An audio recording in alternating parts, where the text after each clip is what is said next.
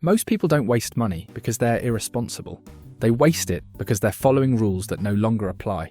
Habits that once made sense, products that used to deliver real value, systems designed for a different economy, a different pace of life, and a different level of access to information.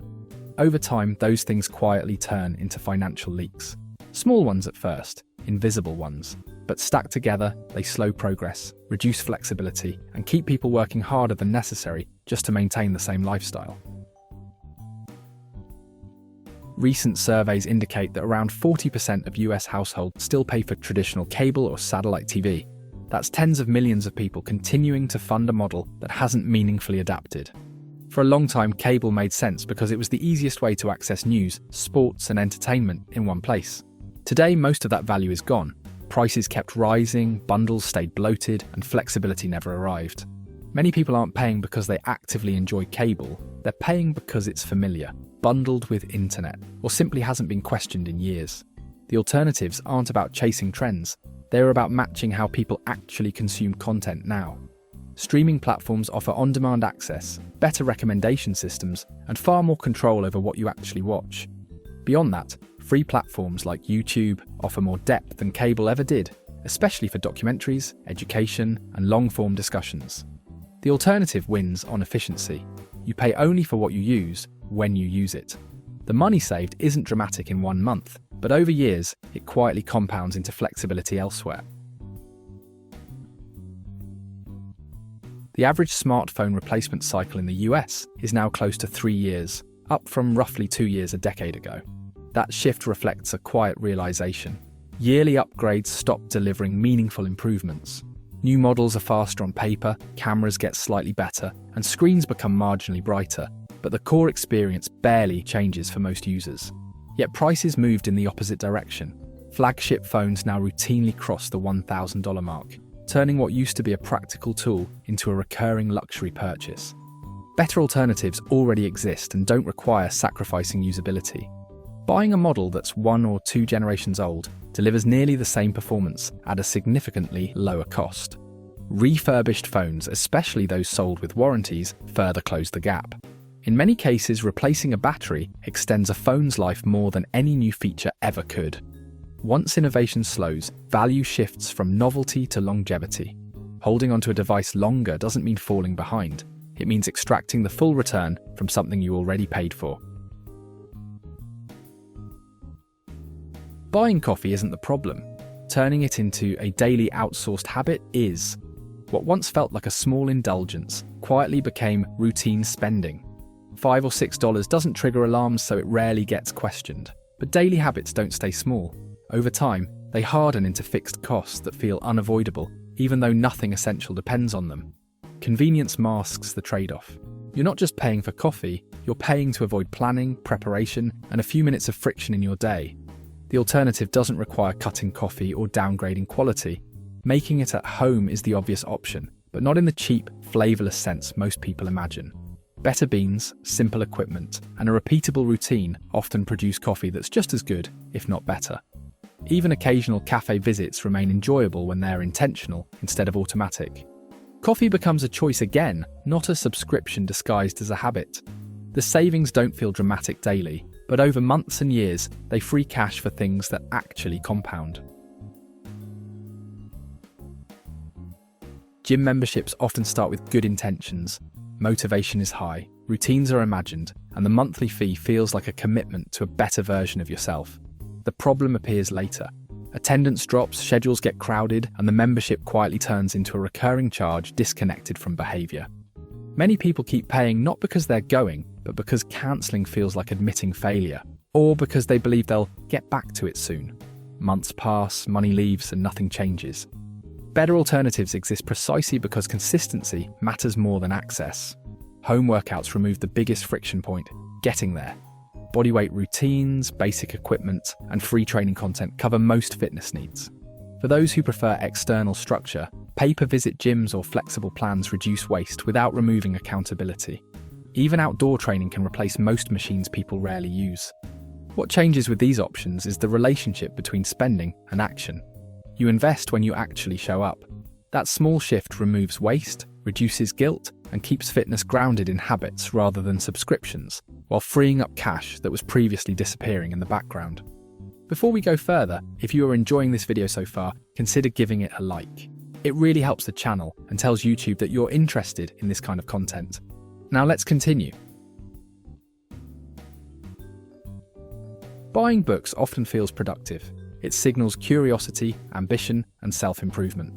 The problem starts when purchasing replaces reading. Shelves fill up faster than ideas get absorbed, and money gets spent on intentions rather than outcomes.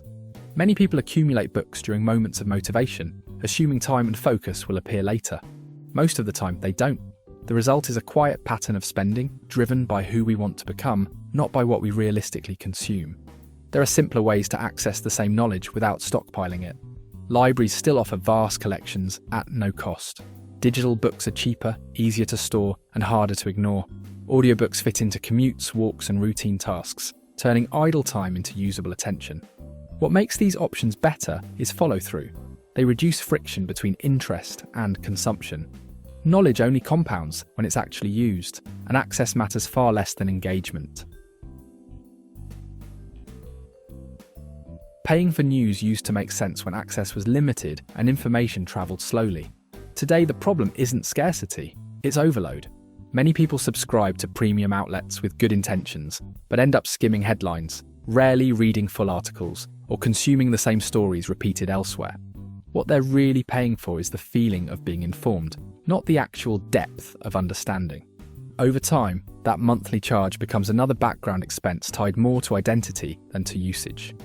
There are more efficient ways to stay informed without constant subscriptions. High-quality newsletters curate the most relevant stories for free. Podcasts and long-form video discussions provide context that short articles often miss. Even aggregators and public sources deliver the core information most people need. When information is filtered intentionally, attention improves. You spend less, consume less, and understand more, without paying recurring fees for content you barely engage with. New cars still carry a strong emotional pull. They promise reliability, status, and peace of mind.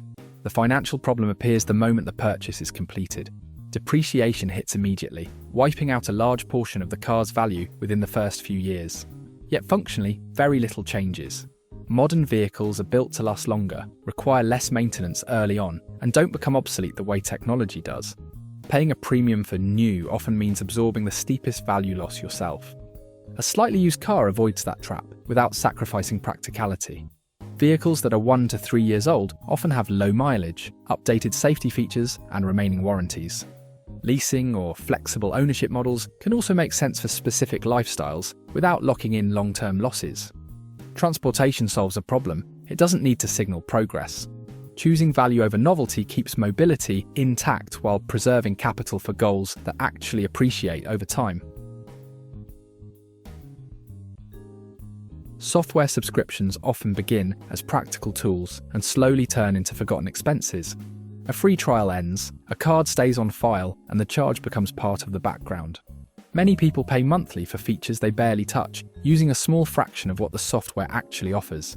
Individually, these subscriptions feel manageable. Collected together, they form a quiet drain, money allocated to potential rather than real usage. There are usually simpler options that solve the same problems. Free versions cover basic needs surprisingly well. Open source tools replicate paid features with minimal trade-offs. In other cases, subscribing only when a project demands it makes far more sense than maintaining constant access. Paying only when software is actively supporting your work restores control. Tools become intentional again, not automatic expenses. That shift trims waste without reducing capability and keeps recurring costs from multiplying unnoticed. Extended warranties are usually sold at the moment you're most risk-averse, right after spending a large amount of money. They promise peace of mind, but statistically, they're one of the most profitable add-ons for retailers. Most products either fail early while still under the standard warranty, or last long enough that the extended coverage is never used. In practice, many claims are denied due to exclusions, fine print, or repair caps that make the warranty far less useful than expected. There are simpler ways to manage the same risk. Standard manufacturer warranties already cover the most common issues. Buying reliable products with solid track records reduces failure odds significantly. More importantly, a small emergency buffer handles rare repairs without locking money into low-probability insurance. Instead of prepaying for a problem that may never happen, you keep your cash flexible. When something does go wrong, you decide how to respond without having paid for years of coverage you didn't need. Food delivery used to be an occasional convenience. Over time, it quietly turned into a default option. Apps removed friction, menus expanded, and ordering became easier than deciding what to cook. The issue isn't a single order, it's repetition. Delivery prices include inflated menu cost, service fees, delivery fees, and tips, all layered on top of food that's often less nutritious and less filling than expected. Because each purchase feels justified by time or fatigue, the total rarely gets examined. There are more balanced alternatives that don't require cooking every meal from scratch. Simple meal planning reduces daily decision fatigue. Batch cooking once or twice a week covers most meals with minimal effort. Even rotating between home-prepared meals and occasional delivery keeps costs from spiraling while preserving flexibility. When convenience becomes intentional instead of constant, spending drops without sacrificing comfort. You regain control over both money and energy, two resources that tend to disappear fastest when decisions are outsourced too often. If this video helped you somehow, take a second to hit the like button. It really supports the channel. And if you're ready to stop chasing the illusion of success and start building real freedom, subscribe for more videos like this. Thank you for watching.